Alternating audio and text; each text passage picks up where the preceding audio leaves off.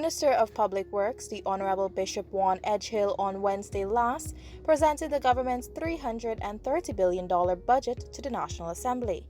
This year's fiscal package includes the removal of value-added tax on electricity and water, as well as on machinery and equipment for the recapitalization of important sectors such as mining, forestry, agriculture, and manufacturing. Those sectors will also benefit from the proposed removal of duties and other tax concessions.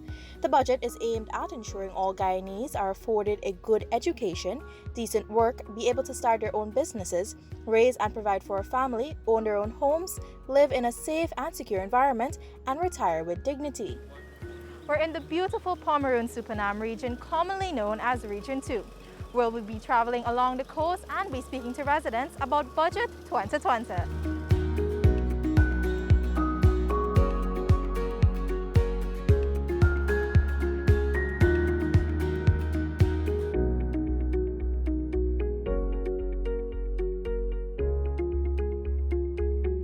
The residents of Pomeroon-Supernam Region 2 can expect more developments within their region as a result of Budget 2020. Regional Executive Officer Devanand Ramdat expressed his satisfaction with the region's budgetary allocations amounting to $4.7 billion. We have a very short window period, and that is from October to December.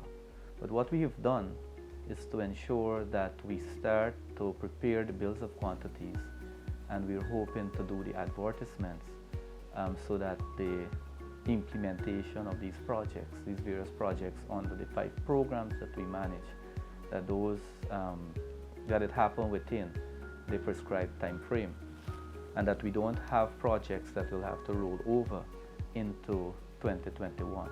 The budget that was developed was based on consultations that we had prior, and it had an input from key stakeholders. It is aimed at transforming lives. We don't want to have projects that are just traditional projects that will be done. And during the implementation of these projects, our intention is to have that process, the participatory engagement with the beneficiaries of those projects, so that we can make maximum use of the resources that are available. We spoke with several residents across the region to hear what they had to say. It's a massive budget to transform Guyana, right? We are long awaiting this budget, and I can see there's a little of everything there. Well, I'm from the agriculture sector. That is where I was more interested in. I see there's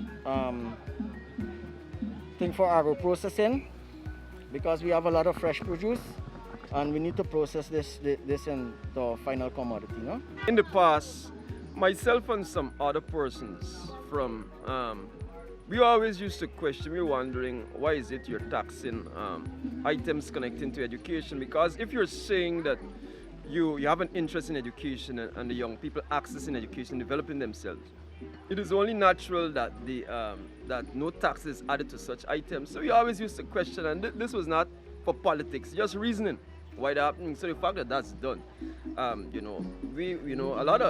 sure a lot of persons are happy.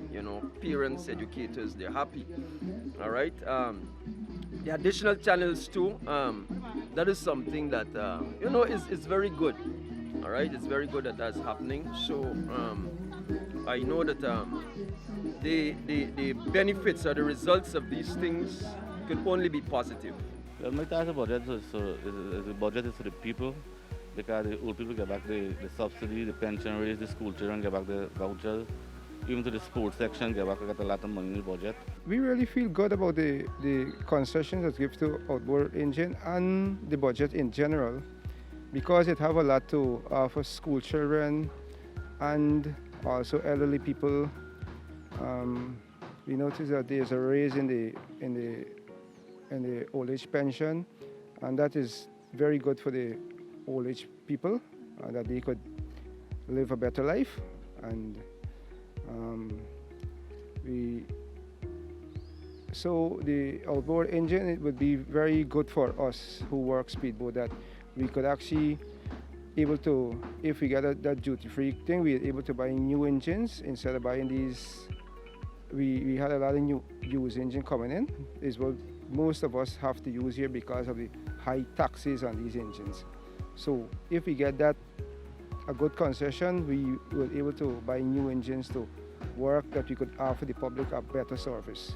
Residents along the Essequibo coast rely heavily on the agriculture sector, particularly rice. Traveling along the coast, you're bound to get a glimpse of a combine harvester plowing the fields.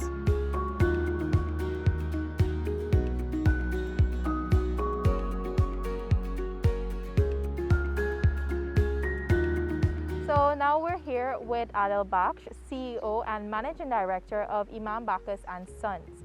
So now we'll be talking to him a little bit about Budget 2020, particularly the measures in place for the agriculture sector and how it will be impacting the local economy. So Adel, a few questions. One, what do you think about Budget 2020?